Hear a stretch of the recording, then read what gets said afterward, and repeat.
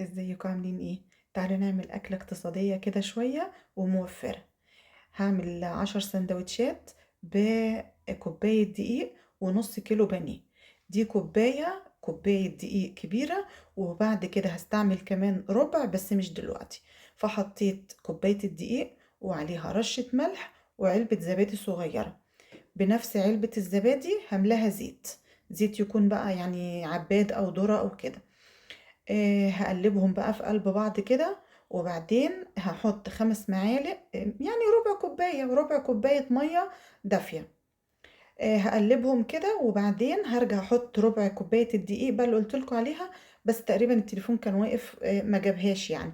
هلم العجينة، هي بسبب الزيت والزبادي هتلتم، وبصوا تبقى ديكي نضيفة، والطبق البلاستيك يعني نضيف. بصوا التمت على طول. ففي الوقت ده بقى ما تسيبيهاش، لا، قطعيها. انا قطعتها هوت وكورتها، عملتها 10 قطع. وهغطيها، سيبها تستريح بقى ربع ساعة. بعد الربع ساعة بقى، هي ما فيهاش خميرة فانت مش هتسيبيها تخمر، ما فيهاش خمر. يدوب بس تستريح. حطي بقى كده على الرخامة رشة دقيق، وفوق كمان رشة دقيق. وافرديها بقى بالراحة معاكي كده، هي بتاخدش وقت خالص، بتنفرد.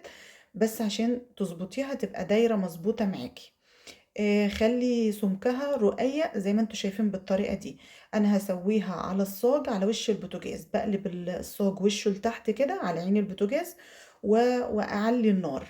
بتحطي بقى العيش زي ما انت شايفاه كده، ما بياخدش وقت خالص. تحطيه وتفردي التانية، بحيث ان دي تستوي تشيليها تحطي اللي انت ايه فردتيها، لانه ما بياخدش وقت لا في التسوية ولا في الفرد. ايديك تكون شغالة فيه. يعني 10 دقايق هتكوني مخلصة على طول. اهم حاجة بقى لما تطلعيه في على كيس، وتغطيه برضو بكيس. كل ما تحطي واحدة تغطي بالكيس تاني، وتحطي الفوطة فوق عشان يتنيه طري زي ما انتوا شايفينه بالشكل ده كده.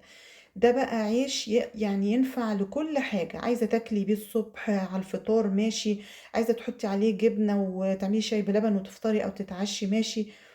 المهم ان هو ينفع في حاجات كتير. انا بقى جبت نص كيلو بانيه وقليت بطاطس كده، وهعمله سندوتشات. يبقى عملنا الغداء بنص كيلو بانيه وبكوباية دقيق. ولمينا لميته كده زي ما انتوا شايفينه. هو طبعا انا كنت يعني قافلاه غلط، فهرجع ايه افرده واتني الجناب تاني واعمله. استغليت بقى ان الصاج بتاعي سخن، فرشيته رشة زيت تاني، ورصيتهم جنب بعض عشان الجبنة تسيح ويبقى بالشكل ده. جربوه وموفرة وهتعجبكم ان شاء الله. بألف هنا.